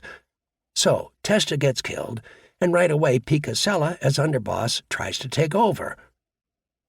On the night of Philip Testa's wake, Nicky Scarfo and Salvatore Merlino were summoned to a meeting at the Buckeye Club, a private social club in South Philadelphia where Casella and Narducci had set up shop. Merlino, Scarfo's oldest friend, had been initiated into the organization a year earlier by Testa. He and his brother Lawrence became two of Scarfo's most trusted allies. Salvatore Chucky Merlino was Scarfo's man in South Philadelphia. Lawrence Yogi Merlino, who moved to Margate, New Jersey, headed up a construction company that literally paved the mob's way into the casino building boom and established little Nicky as a force to be reckoned with in the organization. Atlantic City sits atop a barrier island. Construction of any significance requires reinforced concrete. Larry Merlino controlled a company called NatNat that did concrete reinforcement work on several major Atlantic City projects. Then Scarfink, which was owned by Scarfo's nephew Philip Leonetti, would pour the concrete that became the foundation of some of the city's gaudiest casinos. Major construction companies hired by the casino companies to build the boardwalk gambling palaces knew that if they wanted a smooth operation in Atlantic City, it was best to hire NatNat and Scarfink. This message came not only from the mob, but also from the local ironworkers union, whose president would later be sentenced to 10 years in prison on labor racketeering charges. This cozy arrangement between the mob, the construction industry, and the union was the focus of a lengthy report issued in 1986 by the New Jersey State Commission of Investigation. The SCI found that NatNat and Scarfink did subcontracting work on nearly a dozen casino and public works projects between 1981 and 1985, including the Golden Nugget, Caesars, Harrah's, Tropicana, Hilton, Showboat, Bali, and Resorts Casino Hotels. Ron Chance, an agent with the Organized Crime and Racketeering Section of the U.S. Department of Labor, told the SCI that the mob's involvement in the Atlantic City construction boom was tacitly accepted by everyone involved. The reason for this, he said, is that everybody is happy. Everybody is making money. And if Scarfo is making you money, and the unions can employ their members and they make money, and they are happy, and the general contractors are making money, and everybody knows that to get along, you're going to have to do certain things. You're going to have to hire this company to do this and hire that company to do that, and that's an accepted method of doing business in Atlantic City. The casino companies, meanwhile, played deaf, dumb, and blind. Their only concern was getting their facility built and open as quickly as possible. Resorts International set gambling industry revenue records in its first year of operation. The former paint company, which opened the city's first casino in May 1978, brought in more than $200 million in its first year. Gamblers lined up for blocks along the boardwalk that first summer, waiting for a chance to get into the gaming hall. Once at a blackjack or craps table, they would stay for hours, refusing to relinquish their spot for even the most fundamental calls of nature. Dealers who worked at resorts that first summer came away with dozens of horror stories about rude and obnoxious gamblers who fought with casino workers and with each other. More than one dealer was spit upon and cursed by gamblers who were upset with either their luck or their inability to get a seat at one of the tables. Pushing and shoving matches were everyday occurrences. So was the unseemly sight of a gambler relieving himself at the table rather than giving up his seat to find a men's room. New Jersey was swept with gambling fever, and the companies that had hesitated while resorts moved to monopolize play desperately wanted a piece of that action. As a result, they didn't much care what their general contractors did, as long as the facility was built on time.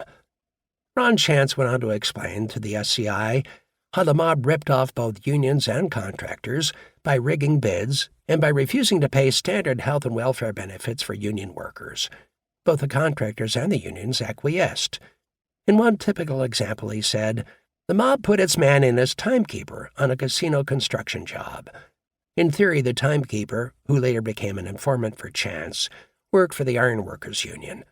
His duties included keeping accurate weekly records of who worked and the wages and benefits that were owed to each worker. In fact, Chance said, The timekeeper was there to doctor the records so that Nat could avoid paying the going union wage and benefit rates. He also had several ancillary services available for the construction workers on the job site. This individual spent his time collecting loan shark debts in football pools and providing hookers at the lunch wagons for the people on the construction site, Chance told the SCI. He was a criminal himself, and he was part of the scheme to defraud the union and the people that they are working for. And so Nat and Scarf Inc., being companies controlled by criminals, have employees who are criminals, and their employees are in influential positions with the union and can permit them to complete the circuit to operate scams. It was a perfect system, a money-making machine. Scarfo refined his labor racketeering operation in Atlantic City. Later, he would try to impose the same control in Philadelphia. This is the kind of thing he and Testa had talked about when they took over from Bruno. The opportunities to make money were unlimited if you had the guts and the instinct to go for it. Scarfo had guts. He also had instinct. That's why he, and not Picasella and Frank Narducci, succeeded Philip Testa. When Scarfo and Salvatore Merlino were summoned to the Buckeye Club on the night of Philip Testa's wake, Casella, Narducci, and several of their associates, including Casella's young protege, Rocco Marinucci, were there waiting for them. Casella told Scarfo he had been in contact with New York. The word was that Testa had been killed in retaliation for the McCullough murder. John Berkery, an independent racketeer and well-known Bruno associate, was fingered as the man behind the bomb. The nails were a message from the Roofers Union. Berkery, part of Philadelphia's Irish mob, had long-time links with McCullough and with remnants of the old K&A gang, named because most of the members came from the area around Kensington and Allegheny Avenues. He was also heavily involved in the methamphetamine trade. Thomas Del Giorno, another mob soldier who became a government informant, later told New Jersey State Police about the meeting at the Buckeye. So anyway, Casella gave Scarfo some story about how he got a message from New York that Casella is the boss, Narducci's the underboss, and that they're supposed to kill Johnny Berkery and bury him because Berkery was the guy that set Phil up, Del Giorno said. He didn't know that in the meantime Nicky was talking to people from New York and already had an appointment set for the next day.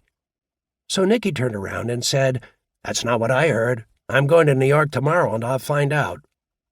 So when Nicky went to New York and told the story that Casella told him, they got the guy that Casella was supposed to have got the story from, and the guy said it's a lie. Scarfo, whose connections in Atlantic City had helped him forge alliances with members of the powerful Genovese and Gambino crime families in New York, had outmaneuvered Casella and Narducci. By the end of March 1981, word once again came down to Philadelphia from New York. Nicodemo, Little Nicky Scarfo, was the new boss. Scarfo named Salvatore Merlino his underboss. Frank Monti was appointed consigliere.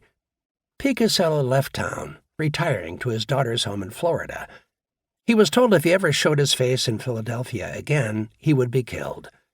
2 years later, at age 73, he died of natural causes. His brother Anthony, a soldier in the organization, went underground and was seldom seen around South Philadelphia again. Frank "Chicky" Narducci, however, remained out in the open, operating a major bookmaking and gambling business that had made him a millionaire.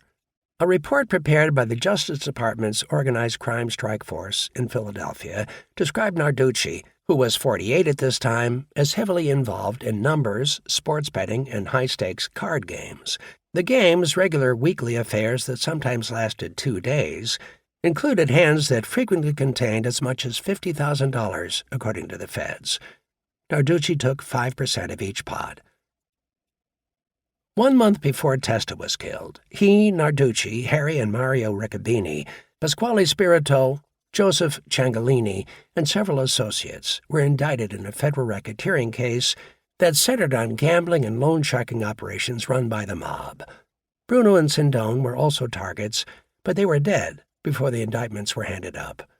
The case was based on an FBI investigation called Operation Gangplank and was one of the first built on the Racketeering-Influenced and Corrupt Organizations (RICO) Act by the U.S. Attorney's Office in Philadelphia. Testa became the first defendant unable to make the trial. Narducci would be the second, and like Narducci, Rocco Marinucci, the young pizza shop owner who had pushed the detonator, also was living on borrowed time. Caramondi's past performance as a money earner for the mob was the one thing he had going for him during this period of upheaval. And when Scarfo, whose lust for power was matched only by his insatiable greed, took over the organization in March of 1981, he recognized that the Crow could be a valuable asset. Scarfo knew Caramondi and trusted him. What's more, he would not hold his past association with Tony Bananas against him. In a twisted way, Scarfo could appreciate and understand Tony Bananas' play. The murder of Angelo Bruno was the kind of move, bold, brash, and violent, that the new mob boss respected. Caponegro failed, and he was dead. To Scarfo, that was the way the game was played. Scarfo was even willing to overlook Caramondi's friendship with Dominic "Mickey Diamond" DeVito, although from the moment Scarfo became boss, Caramondi knew it was just a matter of time for Mickey. He knew that Scarfo had been trying to set DeVito up for more than a year. After Scarfo became consigliere, he sent for me down the shore one day. I told Mickey Diamond this guy wants to see me. I go down the shore, and Nicky takes me to this restaurant, Angelo's, in the afternoon for lunch. Then he says, "Nick, the reason I called you down here was I wanted to give you the opportunity that if you want to be with me, you could be with me. Don't worry about Mickey Diamond. I'll handle that." I says, "No, Nick, I'd rather stay with Mickey. I don't want to look like I'm a hunting dog that just goes where the bugle blows." So I stood with Mickey Diamond. Then I started having problems with Chicky Narducci. Caramondi was a heavy gambler at Narducci's card games and owed him several $1,000s, always a source of friction within the underworld. But their problems ran deeper than that. Narducci was not a big fan of Caramondi's hustle. In fact, several years earlier, he had gone after the Crow in a dispute over one of Caramondi's scams. In addition to his gold and his $1,000 bill routine, Caramondi had become a master of selling a $5,000 3-carat diamond ring. The hustle worked this way. Caramondi would offer the ring to a sucker at a good price. He'd even let the mark take the ring to a jeweler to have it appraised. After the appraisal, there'd be more haggling over a price. During these negotiations, Caramondi would replace the real diamond ring with a fake that was identical in size, shape, and design. He had dozens of them made up. "I must have sold this ring 200 times, he boasted. On one occasion, however, he sold the diamond to a South Philadelphia restaurant owner who was a friend of both Narducci and Angelo Bruno. Most of Caramondi's victims couldn't or wouldn't bring legal action against him, but the Crow knew that Bruno was a higher court of appeal whose decision he would have to abide by. So one day, Chicky Narducci comes around the Annan Street Cafe and hands me the ring, the phony ring, and says, "Give me the money." I says, "I don't have it." He says, "Well, you better get it." So Mickey Diamond intervenes and tells him, "Listen, go through proper channels," because Mickey was a soldier and so was Narducci. So they get in touch with Angelo Bruno and Tony Bananas, and we straighten it out. I gave the guy his money back. Anyway, I had a lot of problems with Chicky. He used to have a Zigonette game. That's an Italian card game. And before I went to jail, I owed him some money. I used to borrow big off of this guy, like $10,000, $15,000 at a time. This is back in 1974, when I was rolling high with the counterfeiting. Most of my money went to gambling, and sometimes I used to go to this Zigonette game. Then one weekend I lost $50,000 there. So I had a history of these problems with Narducci. But I was on good terms with Scarfo. He liked me, and I liked him. I think this helped me. I was always known to be a hustler, a good earner, and I had a good rapport with Scarfo. And when he called me down to Atlantic City, he sort of respected that, when I told him I didn't want to look like no hunting dog. But the order was out for Mickey to be killed. Maybe he was looking for me to set him up. If I would have said yeah, maybe he would have asked me to do it. But he figured I was pretty green at the time. I didn't know about this kind of stuff. Anyway, then Phil Testa got killed, and Nicky became the boss. Chapter 8. 3 pictures told you all you needed to know about Nicky Scarfo. They hung on the walls of Scarf Inc., the Atlantic City-based cement contracting company that also served as his personal headquarters. 2 of the pictures were almost identical. They showed a baseball player rounding first base after hitting a home run. Under the first picture were the words, "This is not a home run." Under the second was the inscription, This is a home run. Scarfo used to quiz first-time visitors about the two pictures, asking them if they knew the difference. Anybody who understood the rules of baseball would notice that in the first picture, the runner failed to touch first base. As a result, he could be called out and his home run wouldn't count. Then Scarfo would tell us that's the way it is with us, Caramandi said. Always touch base, meaning always tell your capo what you're doing. This was real important to him. He didn't like surprises, and he always wanted to know what was going on. If you don't touch base, you're out. That's what he used to say. The other picture hanging in the office was one of the men Scarfo admired most. It was a black-and-white portrait of Al Capone, the infamous Chicago mob boss who had been everything Scarfo wanted to be, a bold, brash celebrity mobster who operated above the law. Several years later, a U.S. Justice Department memorandum would offer a less flattering description of Scarfo. He is a remorseless and profoundly evil man, the memo read in part. His life has been committed to the Mafia and all the negative values it represents: greed, viciousness, treachery, deceit, and contempt for the law and the rights of others. How this profoundly evil man ended up as boss of the Philadelphia mob and Mafia kingpin of an empire that stretched from the Pocono Mountains to the boardwalk in Atlantic City is an example of the criminal underworld's Peter principle, that corporate dictum that all executives rise to their own level of incompetence. Scarfo's early days in the mob in South Philadelphia were largely unremarkable by Mafia standards. A one-time amateur boxer, he gravitated toward the organization under the tutelage of his uncles, Joseph Michael and Bruno family capo Nicky Buck Piccolo. Scarfo was given a small bookmaking operation, and like a lot of young wise guys in the Bruno era, he struggled to make ends meet. But he had big ambitions, and an even bigger temper. Scarfo, like his uncles, was a member of the Calabrian faction of the Bruno organization, and in theory at least, this should have given him some standing with Mr. Joe Rugnetta, Bruno's powerful consigliere. But Scarfo, demonstrating the lack of tact that would plague him for most of his life, insulted Rugnetta by sarcastically spurning an offer to court the consigliere's daughter. It was one thing to politely decline an inquiry in a matter of such a delicate nature, thereby allowing everyone involved to save face. It was something else again to let it be known that the daughter in question was too ugly to even warrant consideration. Bruno, watching from atop the Philadelphia organization, was not pleased with the quick-tempered and arrogant young nephew of the Piccolo brothers. Two other events in the early 1960s would cement his opinion of little Nicky. At this time, Scarfo was hanging with Chucky, Salvatore Merlino, and he was older than Chucky by about 10 years, but they were hanging out together. Chucky wasn't a maid member then, but he was involved with Nicky in different things. Now, there were these two brothers, the Marconis, Alphonse and Guarino Marconi. These guys were from the old school. They were Calabrese, and Chucky was fooling with their niece, their sister's daughter. This was something he didn't do, so they wanted Chucky killed. They went to Mr. Joe and had a sit-down. With these two brothers, everything was to the letter. They knew this fucking thing inside out. But who comes to bat for Chucky but Scarfo? Now, it was a big fucking thing. Scarfo represented Chucky, and Mickey Diamond spoke for these two brothers. Well, Scarfo saves Chucky. He don't get killed. And although Chucky denied it, these two brothers knew he was fooling with the niece. It was something everybody remembered. I think from that point on, Scarfo never liked Mickey Diamond. Scarfo's role in the dispute further soured his standing with Rugnetta and Bruno.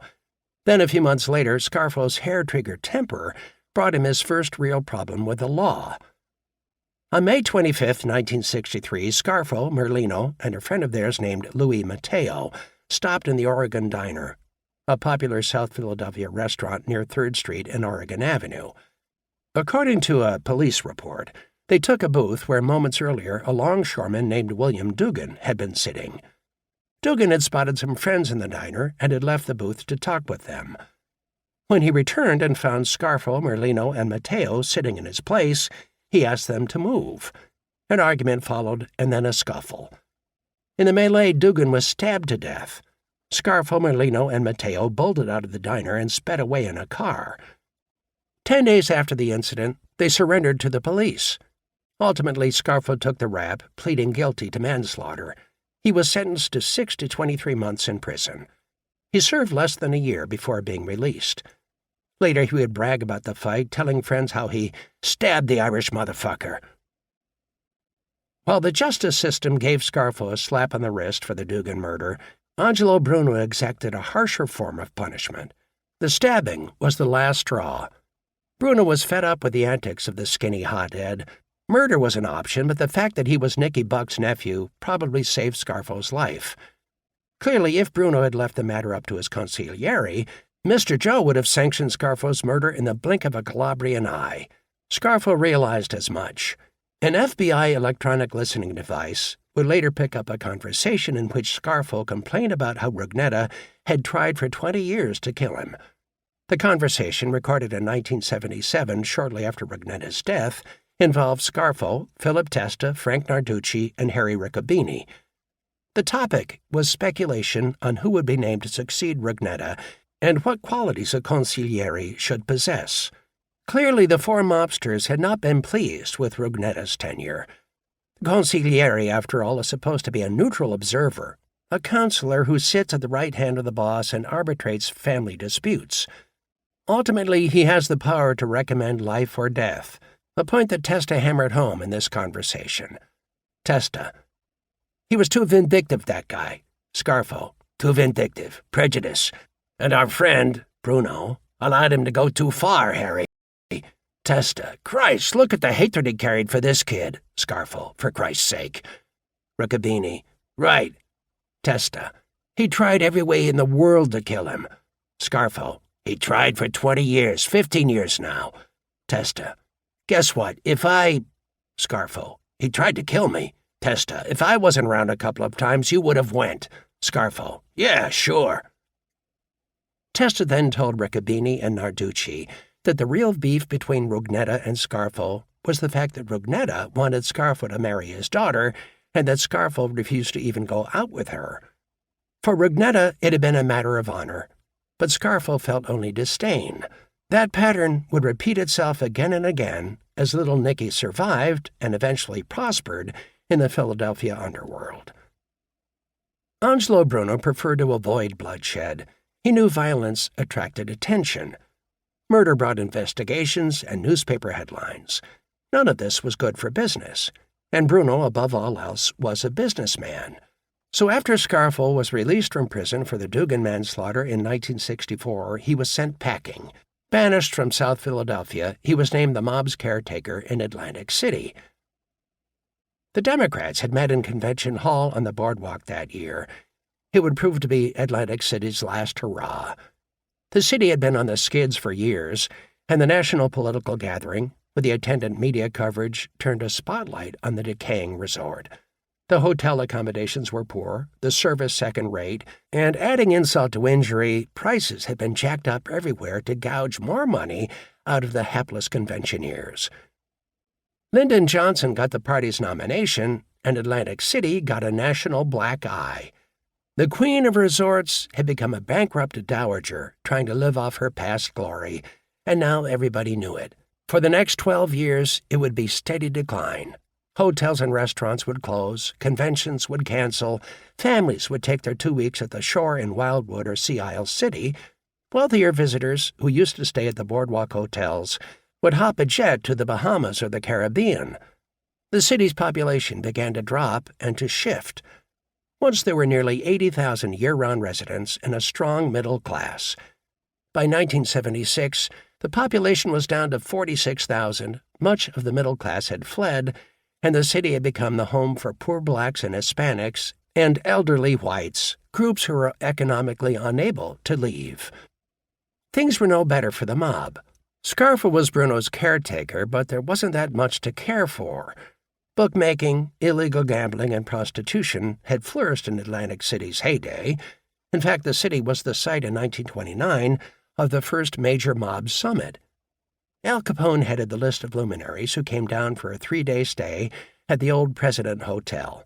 Meyer Lansky was represented at the conclave, so were most of the New York families. Also in attendance were Dutch Schultz, Frank Costello, Lucky Luciano, and Joe Adonis. Well into the 1950s, Atlantic City was still considered a wide-open rackets playground and was the focus of a Kefauver Committee hearing that probed the cozy relationship between local political leaders and the city's racketeers.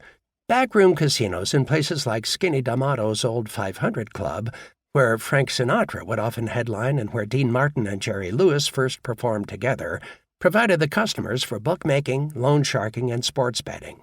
Hookers working out of cat houses nearby offered the gamblers a refreshing break from the tables. Cops and politicians winked and nodded while holding out their hands for a small gratuity. What was the harm?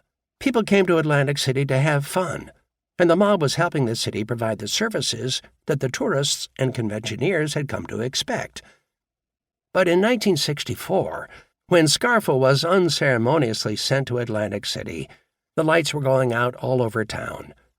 He moved into an apartment in a boarding house at 26 North Georgia Avenue in the city's Ducktown section. The building was owned by his mother, Catherine. Scarfo's sister, Nancy Leonetti, and her young son, Philip, also ended up living there. Scarfo married and raised 3 sons while living in the apartment. One son, Chris, was the result of a failed first marriage. 2 other sons, Nicodemo Jr. and Mark, were from his second wife, Domenica, who came to this country from Italy. Scarfo was dead out when he was down there, Caramondi recalled. He was always hustling for a buck, always broke. He had nothing in those days. Scarfo tended bar, ran a small bookmaking and loan sharking operation, and invested in an adult bookstore with a brash hustler named Alvin Feldman. This guy used to call himself the King of the Jews, Caramondi said. Real cocky guy. He and Nicky had this dirty bookstore on Atlantic Avenue. Then in '71, Nicky got cited for contempt for refusing to testify before the New Jersey State Commission of Investigation and went to jail. While he was away, Nicky was told the guy was stealing from him in the business. When Nicky got out, this guy Feldman disappeared. Nicky and Philip, Leonetti, used to joke about this. You won't see him no more. Nicky and Philip used to say that about somebody who got killed. Spike told me one time that Nicky said Feldman was part of a building. Another time they said they dumped him in the bay. Jim Barber, head of the Major Crimes Unit for the Atlantic County Prosecutor's Office, was a detective assigned to the Atlantic City Vice Squad in the early 1970s. Barber remembers Feldman well. He had a bookstore that Nicky supposedly had an interest in, and he was involved in some other things, Barber said. His name used to come up a lot. Then he just disappeared. The rumor on the street was that he had been murdered, but who knows? There was no investigation because nobody reported him missing. He just wasn't around anymore. Caramondi kept in touch with Scarfo during his early years in Atlantic City, occasionally bringing him a scam or a hustle. Scarfo was struggling to survive at that time, trying to make a living, and also hoping to rebuild his reputation within the organization. Ironically, the 1971 SCI contempt citation gave him an opportunity to prove himself not just to Bruno, but to mob figures throughout the state. While other mob figures like Caponegro fled New Jersey to avoid the SCI, Scarfo acted like a true man of honor. He answered the subpoena, but refused to answer any questions. As a result, he was sentenced to a year at the Yardville Correctional Center. Joining him there were Bruno, Genovese family underboss Gerardo Jerry Catena, Bayonne Joe Ziccarelli, Trenton mob leader Anthony Little Pussy Russo, and Louis Bobby Mana, an up-and-comer from Newark who was part of the Genovese organization. It was heady company for Little Nicky. He and these other top-ranking members of La Cosa Nostra shared a common bond, a link formed by the Mafia's time-honored code of omertà. Now, Angelo got out a couple of months before Nicky. He was sick or something. And later, Nicky tells the story when he gets out. He says, "You know what Angelo gave me when he left? He gave him some paper clips, maybe 10 paper clips in a box. And that's all he ever gave him." Now you gotta understand, Bruno was the boss. He had millions of dollars. Scarfo was just a soldier. Scarfo tells that story. But he tells it much later, when he became boss. He don't tell it when he first got out. But he never forgot it, meaning that Angelo was a cheap fucking prick. He wouldn't give nobody nothing. By way of contrast, when Caramondi was jailed on the counterfeiting charge in 1976, Scarfo sent word to him in prison that he had $10,000 and would use it to help arrange a reduction in Nick's sentence if possible. "We always had a good rapport, me and him," Caramandi said, "but I had these counterfeiting charges, and there was nothing anybody could do. But I appreciated the fact." Paying off judges and lawyers to fix cases or win reduced sentences was a tradition in Philadelphia. Caramandi had helped more than one friend grease the judicial system with $1,000 bills or other things of value. Usually it was money, but on one occasion it was a pair of prostitutes who, at Caramandi's expense, spent some time with a federal magistrate who was involved in a pending court hearing the mob had an interest in. Scarfo also had some experience manipulating the judicial system, although things didn't always work out the way he planned. In 1972, his good friend Nicholas "Nick the Blade" Virgilio was convicted in a murder case and was looking at a 12 to 15-year prison sentence. Shortly after Scarfo got out of Yardville, he and Virgilio contacted an Atlantic City lawyer and part-time municipal judge named Edwin Helfand. Helfand said that for $12,000 he could arrange a lenient sentence. The money, Helfand said, was needed to pay off the Superior Court judge who was handling the case. Scarfo came up with the money and gave it to Helfand. Virgilio walked into court and got slapped with a 10 to 12-year sentence, hardly the lenient treatment he and Scarfo were expecting. 6 years later, Virgilio was released from prison and headed back to Atlantic City, where the casino boom was about to begin. He got a job as a maitre d' in a local restaurant, and on a cold, snowy night in February, he went out and bought a snow shovel and a hooded ski mask. Eddie Helfand was sitting in a booth in the Flamingo Lounge, a bar attached to the Flamingo Motel on Pacific Avenue.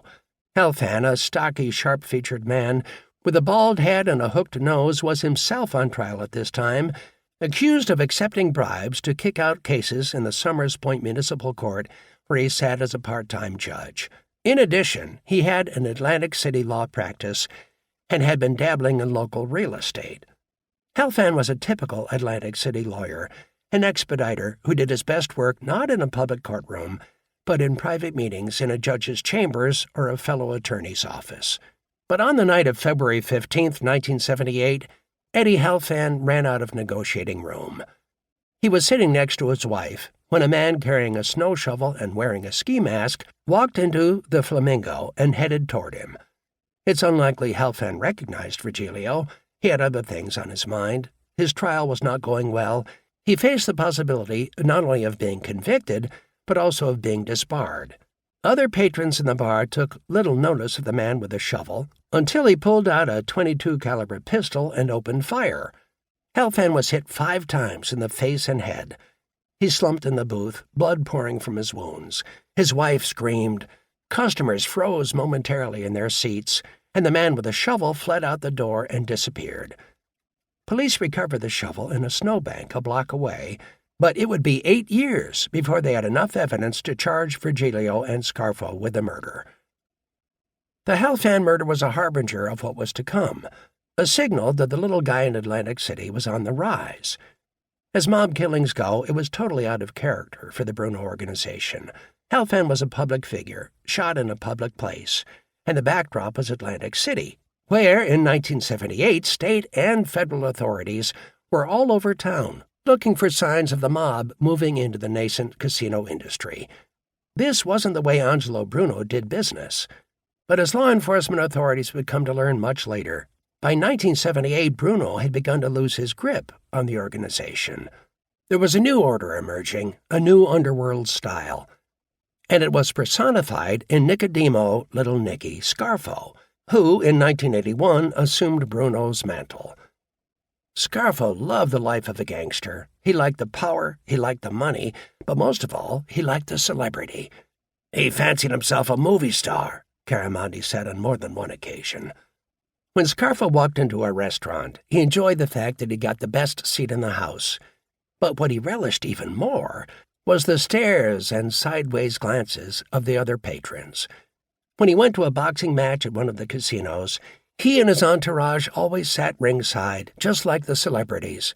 When they traveled, it was always first class, and there was always a Rolls, a Caddy, or a Mercedes waiting at the airport. Angelo Bruno had spent a lifetime living in the shadows, quietly earning a fortune. Nicky Scarfo wanted Bruno's wealth, but he also wanted the spotlight. In March 1981, after Phil Testa was killed, Scarfo moved to center stage. And for a while, at least, he was able to flaunt his penchant for violence in the face of local, state, and federal investigators who tracked his rise to power. Scarfo was getting away with murder, and he loved it. To this day, no one knows what happened to Alvin Feldman, Scarfo's partner in the adult bookstore business. Edwin Halfan's murder in the Flamingo Lounge went unsolved for nearly a decade. A year after the Halfan killing, Scarfo plotted the murder of Mickey Coco Cifelli, a drug dealer who was gunned down in a South Philadelphia restaurant. Again, it would take law enforcement 10 years to solve the case. And then there was Vincent Falcone. Scarfo had set up his nephew, Philip Leonetti, in the cement contracting business in the late 1970s by making him the president of Scarf Inc. He knew at that point that there would be a demand for construction work with the casino gambling boom, and he wanted to assure his family a piece of both the legitimate and illegitimate trade that would be generated. Vincent Falcone was also in the cement business and, for a time at least, worked with Leonetti, showing him the ropes and helping him get started. The kid seemed to be genuinely interested in learning the business, said another Atlantic City contractor familiar with those early days. But Falcone was less than impressed with the quality of the work done by Scarf Inc., and from time to time he would belittle both Leonetti and his uncle. Scarfo took it personally, and on December 16, 1979, he took revenge. On that day, Scarfo, Leonetti, and Larry Merlino, who was also in the construction business, invited Falcone for drinks at her friend's Margate apartment. It was to be a small pre-holiday get-together, a chance to talk over business and to socialize. Joseph Salerno, Jr., a plumbing contractor and friend of both Falcone and Leonetti, was also invited.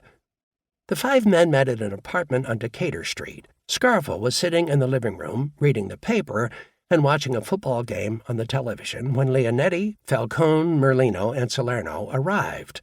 The four had driven over together in Merlino's car. During the ride, Leonetti kidded Falcone about old times. They had been friends for several years. Salerno, who is now in the Federal Witness Protection Program, after testifying in court about the events that occurred that day, couldn't believe what happened next.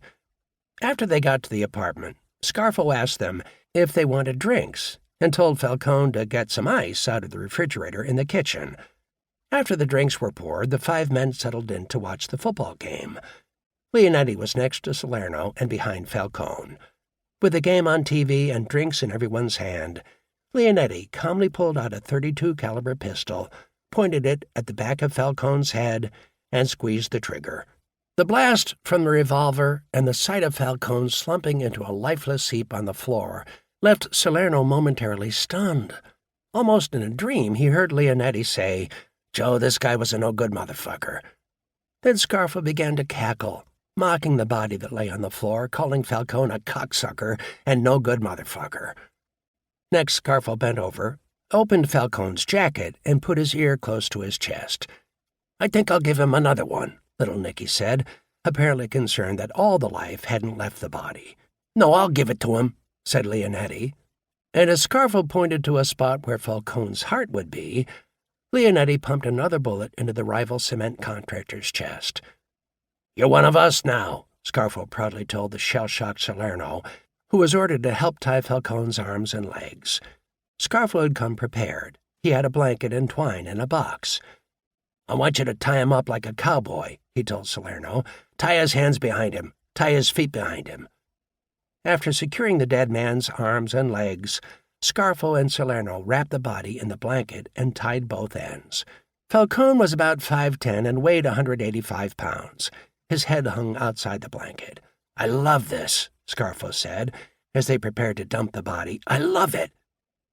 Leonetti and Merlino left the apartment right after the shooting. The late afternoon sun had set, and darkness had fallen when Merlino returned with Falcone's Mercury Cougar. The three men carried the body down the steps from the second-floor apartment and placed it in the trunk of the car. Scarfo got behind the wheel. Merlino and Salerno jumped into Scarfo's black Cadillac, which had been parked in the driveway, and followed. They drove for 4 or 5 blocks before Scarfo pulled over, parked the Cougar, and got into the caddy. They went back to the apartment on Decatur Street and cleaned the place of any trace of Falcone's blood. Then they drove over to Atlantic City. They put the clothes they were wearing when Falcone was killed in a plastic trash bag. They showered and then had dinner at Scarfo's apartment on Georgia Avenue. Salerno said that during dinner he was told why Falcone had been killed. Earlier that year, Chucky Merlino and Scarfo had taken a vacation to Italy. During the trip, Merlino told Scarfo that Falcone was criticizing Leonetti's cement contracting work. Merlino also said that Falcone had told him he thought Scarfo was crazy. "When we get back, I'm going to kill him," Scarfo replied. And so he did. After dinner on the night Falcone was killed, Salerno, Leonetti, and Merlino headed for one of the casinos. On the way, they dropped the trash bag full of their bloody clothes in a dumpster and threw the revolver down a sewer. As they walked toward the boardwalk and dates that were waiting for them, Leonetti said, "If I could bring the motherfucker back to life, I'd kill him again."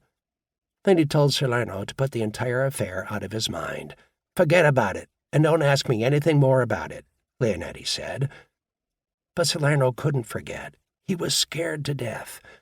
Despite Scarfo's telling him that he was now one of us, Salerno kept seeing the unsuspecting Falcone, who minutes earlier had been joking in the car with Leonetti, slump forward as the bullet plowed into the back of his head.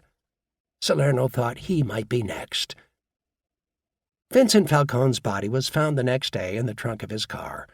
On December 23rd, largely on the basis of information provided by Salerno, Scarfo, Leonetti, and Merlino were arrested and charged with the murder. A year later, they were tried by an Atlantic County jury and found not guilty. The prosecutor had little evidence other than Salerno's uncorroborated testimony, and the 3 defendants all provided alibi witnesses. As he left the courthouse in Mays Landing, New Jersey, after the trial, Scarfo was stopped by reporters looking for a comment. "Thank God for the American jury system," said the soon-to-be mob boss. The Falcone trial was a major setback for law enforcement, but the murder investigation had opened a window into Scarfo's operation in Atlantic City. Little Nicky, the punk gangster exiled to the Jersey Shore by Angelo Bruno, was no longer a bit player in the organization. It was clear from the pieces of information gathered in the Falcone case that Scarfo was someone law enforcement would have to reckon with. For one thing, investigators noticed that some of the people who put up bail for Scarfo after his arrest were either officials of or relatives of officials of Atlantic City Bartenders Union Local 54. This was one of the first definitive links between Scarfo and what would eventually become the most dominant union in the casino industry. Another major find came when detectives raided Scarfo's Georgia Avenue apartment a few days after Falcone's body was found, looking for evidence that might link him to the brutal killing. They found 2 items that proved important. One was a 2-shot Derringer revolver hidden inside an eyeglasses case in Scarfo's bureau. The other was a coded list of names and telephone numbers. Deciphered by investigators, the list contained the names and phone numbers of major mob members and mob meeting places, bars and restaurants, in Philadelphia, Newark, and New York City.